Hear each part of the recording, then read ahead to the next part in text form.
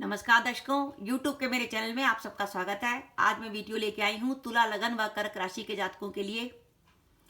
इस वीडियो में हम देखेंगे कि देवगुरु बृहस्पति जो कि 20 नवंबर 2020 को मकर राशि में प्रवेश कर रहे हैं, जहां पर मकर राशि में उनकी शनि महाराज की संग युति हो जाएगी।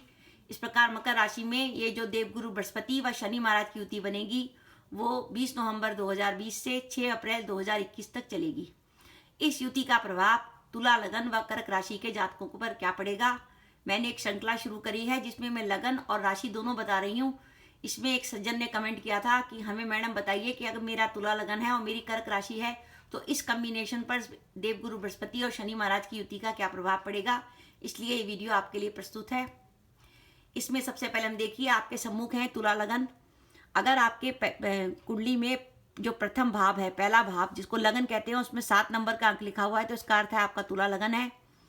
और आपकी कुंडली में चंद्रमा अगर 4 नंबर की राशि में 4 नंबर में बैठा हुआ है, इसका अर्थ है आपकी कर्क राशि है। जैसे यहाँ देखिए कि तुला लगन की कुंडली और दशम भाव में कर्क राशि का चंद्रमा, तो ये तुला लगन और कर्क राशि की कुंडली बनती है कि अगर आपका तुला लगन के संग कर्क राशि का कॉम्बिनेशन आया है तो देवगुरु बृहस्पति व शनि महाराज की युति का आपको क्या फल मिलेगा।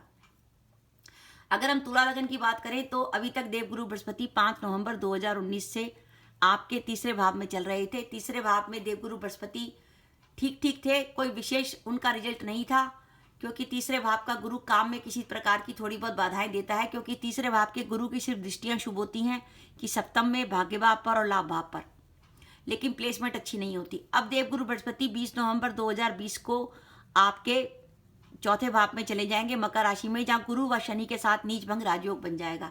इस नीच भंग राजयोग का सबसे बड़ा फायदा यह है कि आपके चौथे भाव में बन रहा है और इसका सीधा संबंध आपके दशम भाव से जा रहा है। गुरु व शनि जैसे ग्रह जब गोचर में दशम भाव से संबंध रखते हैं तो वो बड़ा महत्वपूर्ण संकेत है। वो इस बात का संकेत है कि आपके कैरियर में कोई महत्वपूर्ण घटना घटने वाली है, क्योंकि ये ग्रहों के संग ऐसा बार बार नहीं होता कि आपकी कुंडली के दशम भाव से संबंध रखें, क्योंकि शनि जो है वो एक राशि में 2.5 वर्ष रहते हैं और गुरु एक राशि में 13 महीने रहते हैं। तो ये बहुत लंबे समय के बाद होता है कि आपकी कुंडली का दशम भाव जो है इन बड़े ग्रहों से प्रभावित हो। इसलिए जब आपकी लाइफ में कोई बहुत बड़ा डिसीजन होने वाला होता है, जैसे आप कोई कंपटीशन की तैयारी कर रहे हैं और आपका कंपटीशन में सिलेक्शन होना है, आपका प्रतियोगिता परीक्षा में रिजल्ट आना है, तो ऐसी स्थिति में आपकी जब कुंडली बनाई जाएगी सफलता के बाद, तो देखा जाएगा कि गुरु या शनि में से किसी ना किसी ग्रह की दृष्टि या तो आपके दशम भाव पर होगी या आपकी कुंडली के दशमेश पर होगी। कुंडली के दशमेश का अर्थ क्या हुआ कि तुला लगन में दशमेश बनता है चंद्रमा। अगर गोचर में शनि की दृष्टि आपके दशमेश चंद्रमा पर है, जैसे फॉर एग्जाम्पल आपका चंद्रमा यहाँ पर बैठा होगा, तो ये जब शनि यहाँ पर चले जाएंगे कुंभ राशि में तो उनकी दृष्टि दशम भाव पर हो जाएगी। या हो सकता है आपकी कर्क राशि हो, चंद्रमा यहीं बैठा हो, आपका जन्म का चंद्रमा यहीं बैठा हुआ है, तो कर्क राशि में शनि की दृष्टि आपके दशम भाव पर और आपके दशमेश पर भी पड़ रही है। तो इस बात का संकेत है कि आपके संग लाइफ में कोई महत्वपूर्ण घटना घटने वाली है, क्योंकि इसी शनि की दृष्टि आपके लगन पर भी पड़ रही है। 1 2 3 4 5 6 7 8 9 10, यानी शनि की 10वीं दृष्टि अपनी उच्च राशि पर पड़ रही है और शनि की दृष्टि आपके दशमेश चंद्र पर भी पड़ रही है और दशम भाव पर भी पड़ रही है, उसके संग गुरु की भी दृष्टि पड़ रही है। तो ये कैरियर के लिए बहुत अधिक महत्वपूर्ण समय है। और अगर हम कर्क राशि के लिए बात करें तो कर्क राशि के लिए अभी तक देवगुरु बृहस्पति 5 नवंबर 2019 से आपके छठे भाव में चल रही थी, लेकिन अब देवगुरु बृहस्पति जो है आपके सप्तम में आ जाएंगे और देवगुरु बृहस्पति फल अच्छा देते हैं 2 का, 5 का, 7 का, 9 का, 11 का, यानी जो सप्तम भाव का अच्छा फल देते हैं उसी सप्तम भाव में आ जाएंगे, तो ये आपके लिए बहुत पॉजिटिव हो जाएंगे। अब मैं देखती हूँ कि तुला लगन और कर्क राशि के लिए पॉजिटिविटी कैसी होगी। पहली बात, कैरियर के लिए महत्वपूर्ण समय है।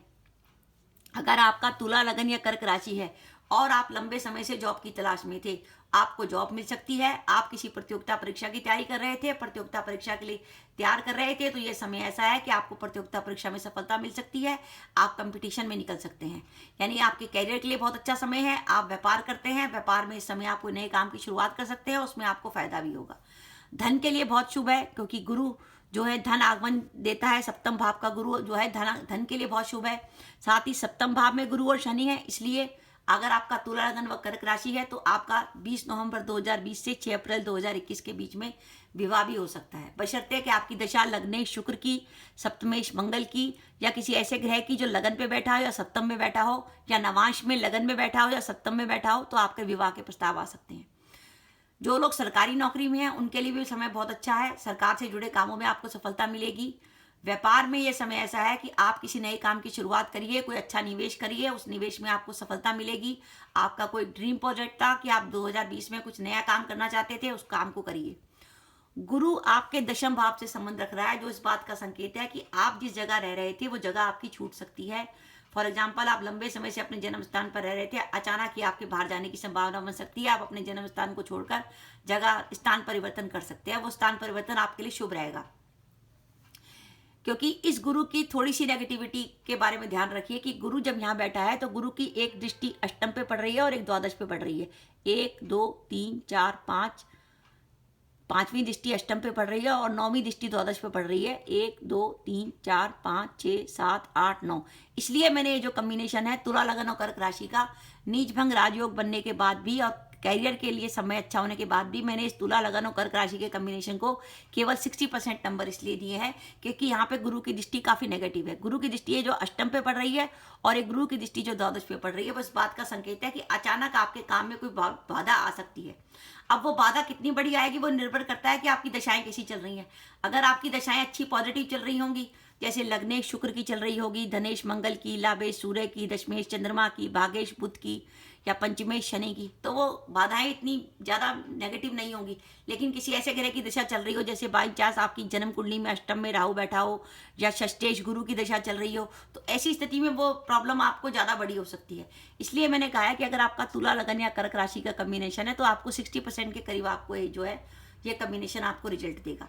साथ ही कर्क राशि के सप्तम भाव में जो गुरु शनि की युति बनेगी वो दाम्पत्य जीवन के लिए सावधानी रखने का समय है, क्योंकि यहाँ पे गुरु जो है आपके छठे भाव के स्वामी है और शनि आपके सप्तमेश होने के साथ साथ अष्टमेश भी है। तो थोड़ा सा ध्यान रखने की जरूरत है। ये गुरु शनि की जो युति बनेगी उसमें आपको दाम्पत्य जीवन में थोड़ी सावधानी रखने की जरूरत है। अगर आपके दाम्पत्य जीवन में कोई प्रॉब्लम चल रही है तो उसमें थोड़ी सी सावधानी रखिए, आपस में सामंजस्य बना के चलिए, क्योंकि ऐसा होता है कि गोचर आने के कारण हमारी नेगेटिविटी तो बढ़ जाती है, लेकिन अगर हम थोड़ी समझदारी से काम लें और समय को निकल जाने दें तो सारी नेगेटिविटी खत्म हो जाती है। अगर आपको लगे कि आप महिला हैं, महिला जातिका हैं और आपको लगे कि पारिवारिक जीवन में कोई प्रॉब्लम आ रही है तो आप अपने इस अवधि में सुंदरकांड का पाठ कर सकती हैं। शनिवार को जो है चमेली के दिल का दीपक जला लें और सुंदरकांड का पाठ करें और गाय को रोज जो है हर बृहस्पतिवार को गाय को भीगे हुए चने की दाल खिलाएं तो सब बढ़िया होगा और आपके दाम्पत्य जीवन में किसी प्रकार की प्रॉब्लम नहीं आएगी।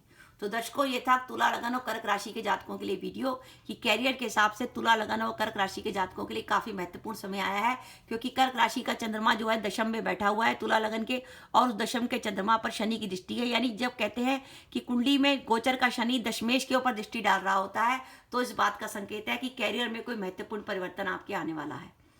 तो दर्शकों, आपको मेरा वीडियो कैसा लगा प्लीज़ कमेंट बॉक्स में कमेंट करके बताइएगा। इसके अलावा आपका भी कोई कॉम्बिनेशन है तो बताइएगा, मैं उसको पूरा करने की कोशिश करूंगी। इसके साथ ही अगर आप मेरे चैनल पर पहली बार आए हैं और आपने मेरा चैनल अभी तक सब्सक्राइब नहीं किया तो कृपया मेरा चैनल सब्सक्राइब कर दें, साथ ही बेल आइकन को भी दबा दें, जिससे जब भी मैं अपने वीडियो अपलोड करूँ उसके नोटिफिकेशन आपको मिल जाए और आप मेरा वीडियो देख सकें। इसके साथ ही नमस्कार दर्शकों, जय माता दी।